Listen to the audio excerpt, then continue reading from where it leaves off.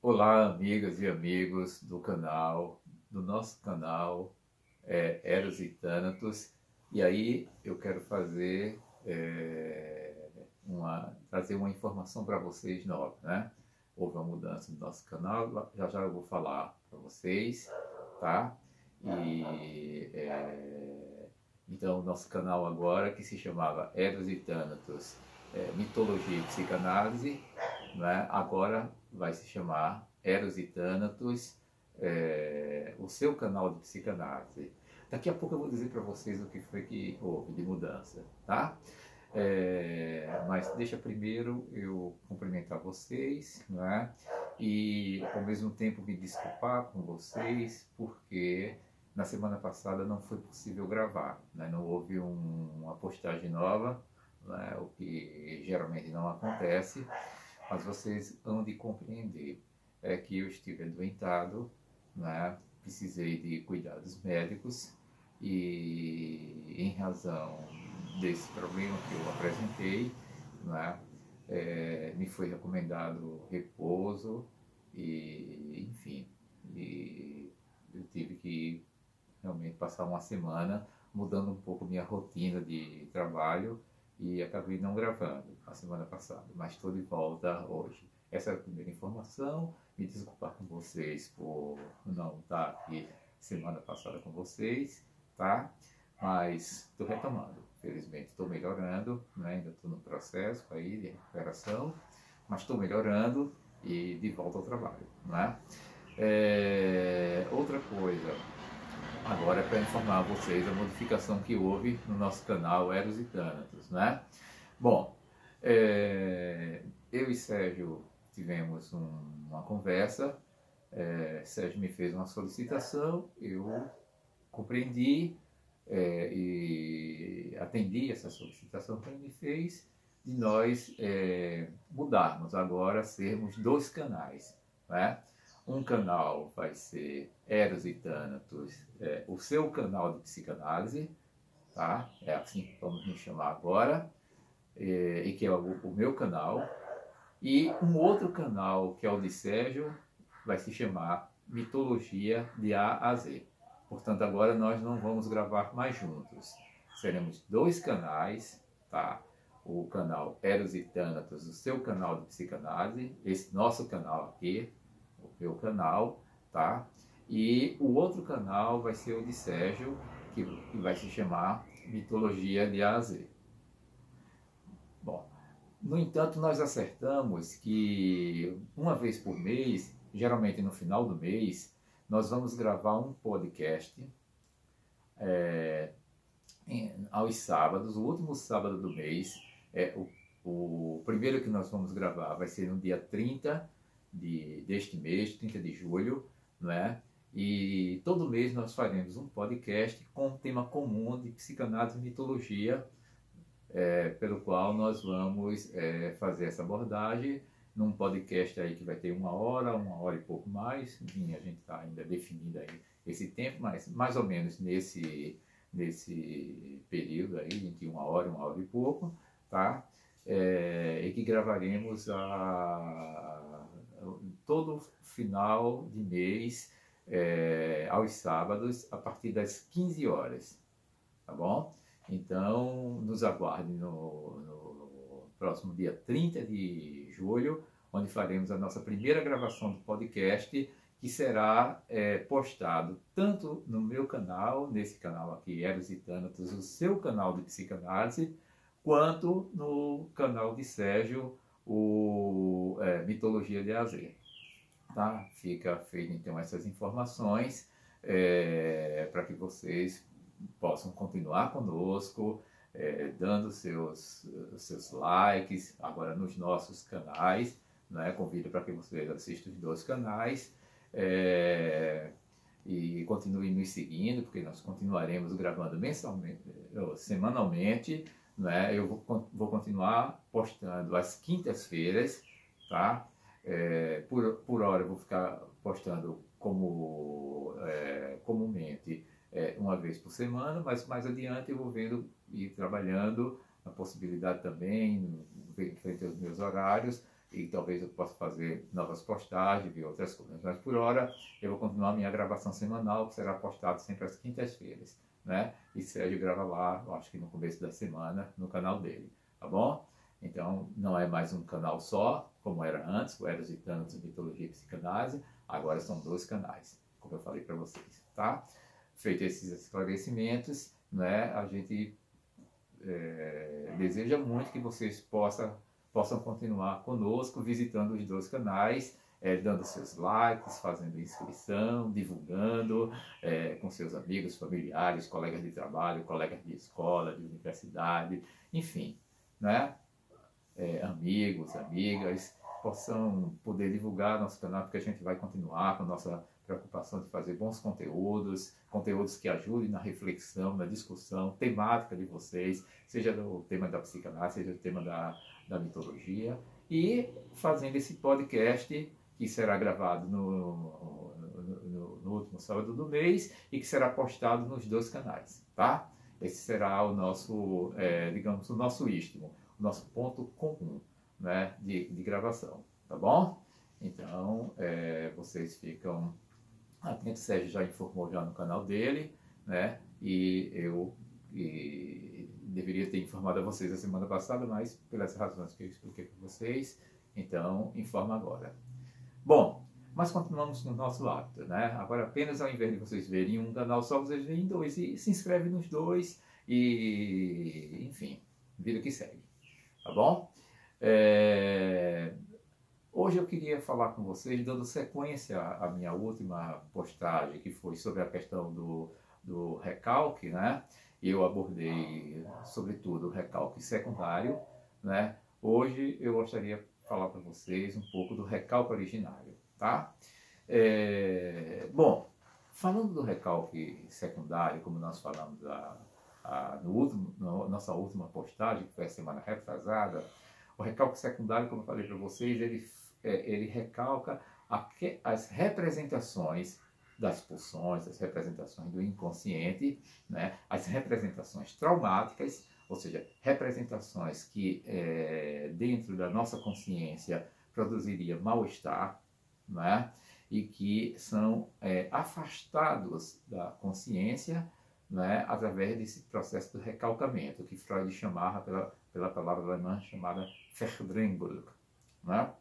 Então, esse mecanismo de recalcamento, ele vai também produzir apartação entre aquelas representações que vão ser frequentes no sistema pré-consciente e consciente e aquelas que vão ser afastadas do sistema pré-consciente e consciente e vão estar no inconsciente. Essas representações que estão no inconsciente, né, que formam aquilo que nós chamamos do recalcado, né, a Verdrängung, né, esse material, essas representações, elas não são destruídas, elas não são, né, elas ficam como traços mnêmicos, traços de uma memória psíquica que estão lá, né, no inconsciente nosso. No entanto, que podem retornar à consciência através do processo que nós chamamos de retorno do recalcado, né? Que aparece de diversas formas, seja no sintoma, nos sonhos, nos xistes, nos atos falhos, nas parapraxias, nos esquecimentos de nomes, enfim, nomes próprios, nomes outros, enfim, que opera na nossa mente, os sonhos, por exemplo, não é? E que faz com que esse material inconsciente retorne até a consciência, né? Seja numa circunstância de uma certa normalidade, que é no caso dos sonhos, na maneira como eu expus no nosso vídeo passado, eu expliquei como é que funcionava, né? Seja em outras situações, até mesmo de caráter patogênicos, como é no caso dos sintomas. Bom, mas quando Freud falava do recalque secundário, né, e ele falava consequentemente de um recalque e de um recalcado, ou seja, porque você operava sobre representações psíquicas, né, representações psíquicas que se organizavam como uma espécie de traços mnêmicos, memórias psíquicas, que eventualmente possam ser retomadas, não de uma maneira assim direta e explícita quando a gente recupera uma memória na consciência, mas como algo que retorna em nós e produz uma repetição, e produz uma situação que a gente não sabe bem ao qual, e cujas conexões podem formar uma série de formações, entre as quais os sintomas da gente, e a gente fica sem entender por que a gente, determinadas coisas ocorrem conosco. Mas algo muito importante dessa formulação de Freud, que Freud entendia na questão do recálculo secundário como a pedra angular da sua proposição, da sua formulação teórica sobre o inconsciente, né, é que Freud, a partir disso aí, a partir do material recalcado, ou seja, de alguma coisa que havia já representada, que seria recalcada, né, Freud começa a pensar e a intuir a despeito de como teria sido a formação do inconsciente. Como o inconsciente teria se organizado, primeiramente. E aí ele vai formular a questão que chamou da Urverbrennung. Certo? Deixa eu repetir. Urverbrennung, ou seja, o recalque originário. Então Freud vai dizer que o inconsciente vai ser formado através de um recalque originário. Ora, só que tinha uma pequena distinção. No recalque secundário, você tinha um material recalcado, porque você tinha as representações, essas representações traumáticas, que não poderiam estar aí na consciência, porque produziria mal-estar, enfim, tá? Então esse material era apartado, afastado da consciência, mas ele não era destruído. Ele está lá e ele é ativo, porque o material recalcado ele permanece ativo, tentando retornar à consciência, não retorna porque os mecanismos de censura do eu, os mecanismos de defesa do eu, onde opera o processo recalcado, segundo a definição freudiana, né? Esses mecanismos identificam essas representações e impedem ela aceder à consciência. Eventualmente elas escapam, né? E conseguem driblar o processo de mecanismo de defesa, o processo de censura, e forma aquilo que chamamos de retorno recalcado, produzindo aquilo que nós abordamos há pouco, sintomas, distinções, etc. Tá? Mas, e a origem do inconsciente? O início, como é que esse processo se dá? Né? Como é que ele vai funcionar? Né? Então, Freud intuiu o seguinte, e isso muito num plano lógico.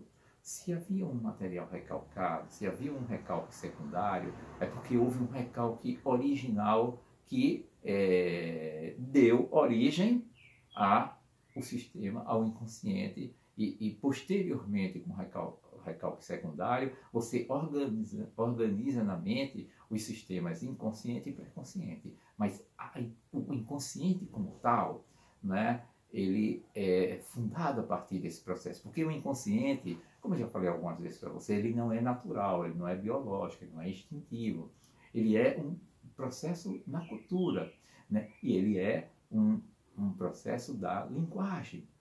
Tá? Então, esse recalque originário, Freud intuiu a partir de ser este elemento o ato de fundação, né? O momento que o inconsciente se organizou. Mas que tempo é esse? Esse tempo a gente, em psicanálise, a gente não poderia definir, porque é mais um princípio lógico do que um movimento datável, não é? No entanto, a gente poderia intuir aí um tempo mítico, né? Um tempo mítico, porque é um tempo que nós não podemos definir propriamente qual, mas esse processo, não é, que vai dar margem ao surgimento do inconsciente e, portanto, criar posteriormente os campos de representações como recalque secundário, mas esse momento de fundação do inconsciente, né, consequentemente, esse recalque originário, ele recalcava o quê? Se não havia nada antes do inconsciente. E aí estava a questão. Ele não recalcava nada. Ele recalcava o nada. Porque ele não tinha o que recalcar.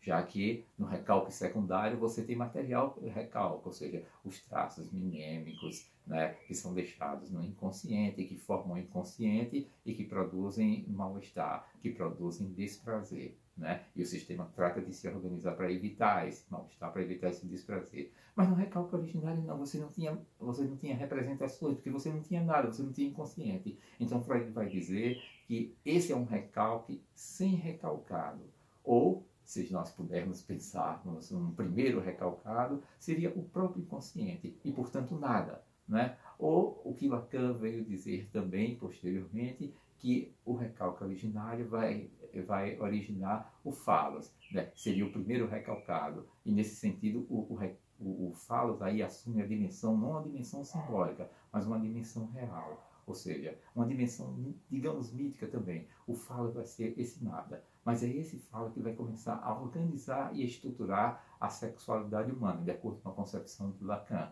Né? Mas que Lacan se apoiando naquilo que Freud vinha anteriormente já balizando, determinando, a despeito inclusive da questão do falo.